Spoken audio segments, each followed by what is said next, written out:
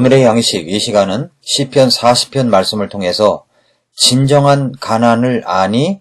라는 제목으로 말씀을 전하겠습니다. 우리는 우리의 생애 속에서 정말 좋은 일들만 일어나고 성공적인 일들이 일어나기를 갈망하고 있습니다.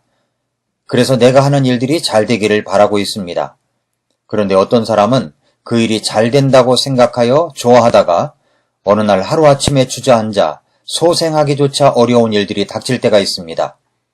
오늘 본문의 2절 말씀처럼 무서운 구덩이와 진흙 수렁에서 허우적될 때가 있습니다. 평탄한 탄탄대로만 있는 것이 인생이 아닌 것을 나이가 먹어갈수록 느낍니다. 때때로 진흙 수렁을 만납니다. 무서운 구덩이에 빠집니다. 그때 하나님께서 나를 건져주십니다. 그래서 노래할 수가 있습니다. 그때 우리는 어떻게 합니까? 그런 내용이 바로 오늘 시편 40편의 말씀입니다. 다윗은 시편 40편 마지막 절에서 이렇게 고백합니다. 비록 내가 가난하고 궁핍할지라도 주께서는 나를 생각하시나이다. 주는 나의 도움이시요 나의 구출자시오니 오 나의 하나님이여 지체하지 마옵소서. 그는 왕이었습니다. 왕인 다윗이 가난과 궁핍을 이야기하고 있습니다.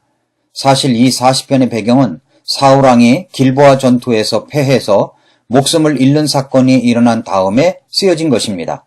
그토록 집요하게 자기를 죽이려던 원수가 죽었습니다. 인생의 안개가 걷히고 이제 자신의 시대가 도래하는 상황이었습니다. 하지만 그런 벅찬 인생의 형통이 기다리는 상황에서 그는 하나님 앞에 이런 고백을 하고 있습니다. 그럼에도 불구하고 나는 여전히 가난합니다. 궁핍합니다. 나는 여전히 하나님의 도우심과 나를 건져주시는 은혜가 없이는 살아갈 수 없는 존재입니다. 아니, 이제 원수도 죽었고 자신이 진정한 왕이 될 것이며 형통이 기다리고 있는데 왜 여전히 가난하다고 궁핍하다고 하는 것입니까? 시편 40편 17절에서 나오는 이 가난이라는 단어는 히브리어로 아니라고 합니다. 이 말은 가난한, 고통스런, 비천한, 약한이라는 뜻을 갖고 있습니다. 오늘 말씀 제목이 뭡니까? 진정한 가난을 아니? 라고 했는데 가난의 뜻이 아니입니다. 그런데 이런 단어가 신약성경에서 더 확실하게 그 의미를 알 수 있습니다. 헬라어에서 가난을 뜻하는 단어들 중에 페네스라는 단어와 푸트코스라는 단어가 있습니다. 페네스라는 뜻은 여유가 없는 가난, 즉 하루 벌어서 하루 먹고 사는 가난을 말합니다. 오늘 노동을 하지 않으면 내일을 살아가기가 어렵다는 말입니다. 페네스의 가난은 정말 비참할 때가 많습니다. 푸트코스라는 말은 이 말은 말씀에 대한 갈망, 또 하나님의 역사에 대한 이 마음에 채워지지 않는 갈등을 이야기할 때, 갈망을 이야기할 때 그것을 누군가가 도와주지 아니하면 해결할 수 없는, 누군가 일으켜 세워주지 않으면 일어설 수 없는 절체절명의 가난, 갈급함을 뜻하는 것입니다. 말씀에 대한 갈급함, 또 하나님의 역사에 대한 갈급함을 뜻하는 것입니다. 푸트코스가 쓰여진 신약성경의 말씀 중에는 마태복음 5장 3절이 있습니다. 영이 가난한 자들은 복이 있나니 하늘의 왕국이 그들의 것이기 때문이요 라고 했습니다. 이 말씀에서 예수님이 말씀하시는 가난은 페네스가 아니라 푸트코스입니다. 다시 말해서 누군가가 도와주지 아니하면 해결할 수 없는, 누군가가 일으켜 세워지지 않으면 채워질 수 없는 절체절명의 가난함을 말하고 있습니다. 우리가 그 정도로 절박하고 간절한 마음으로 하나님을 찾고 하나님의 말씀을 찾는다면, 그 가난한 마음이 하나님을 찾는 통로로 사용되어진다면 그것이 마침내 복이라는 것을 말씀하고 있습니다. 그렇게 가난한 마음이 되면 나에게 일어나는 영적 변화가 있습니다. 그것이 바로 시편 40편 2절과 3절 말씀처럼 노래를 할 수 있다는 사실입니다. 그분께서 또한 무서운 구덩이와 진흙 수렁에서 나를 끌어올리시며 내 발을 반석에 두시고 나의 가는 걸음을 굳게 세우셨도다.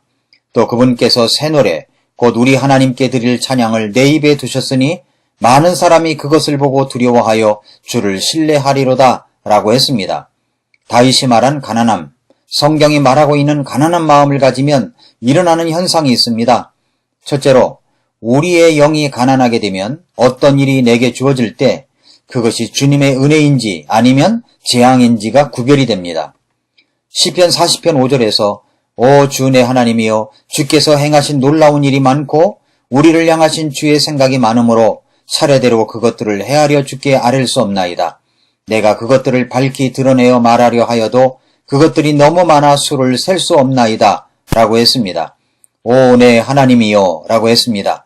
하나님이 여러분의 하나님이 되십니까?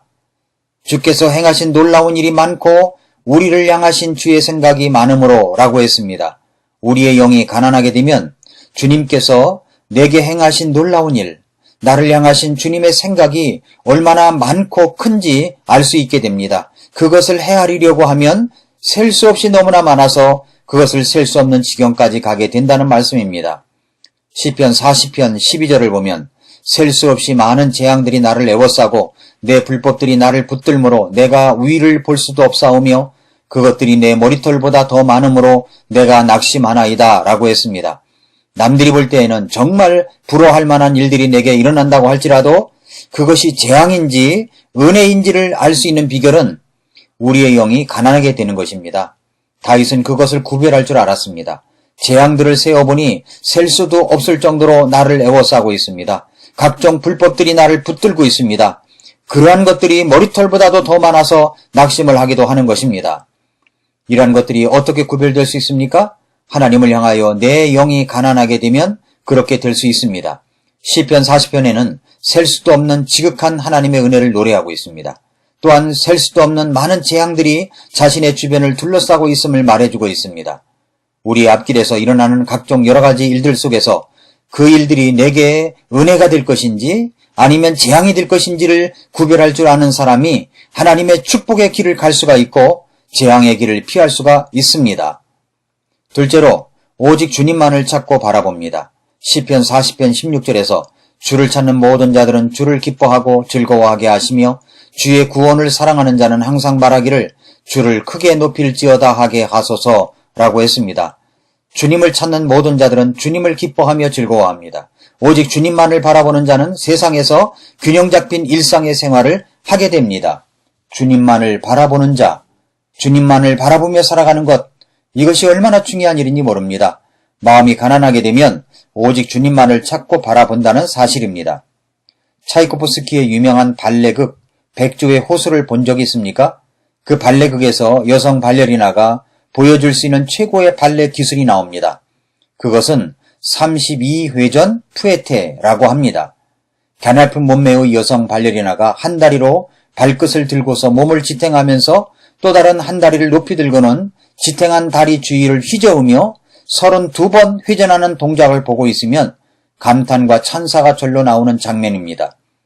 이것을 보면 드는 생각이 있습니다. 어떻게 32바퀴를 돌면서도 넘어지지 않을 수가 있을까 하는 것입니다. 우리는 몇 바퀴만 돌아도 어지러질한데 말입니다. 고난도의 기술을 소화해내는 것도 감탄스럽지만 32회전을 하면서도 몸의 균형을 잃지 않는 균형 감각이 신비롭기까지 합니다. 그런데 그 상황에서 발레리나가 몸의 균형을 유지하는 법에 대한 설명이 있었습니다. 발레리나가 회전을 시작할 때 가장 먼저 하는 일은 중앙에 있는 관객 중에 한 명을 골라서 그를 응시하는 일이라고 합니다.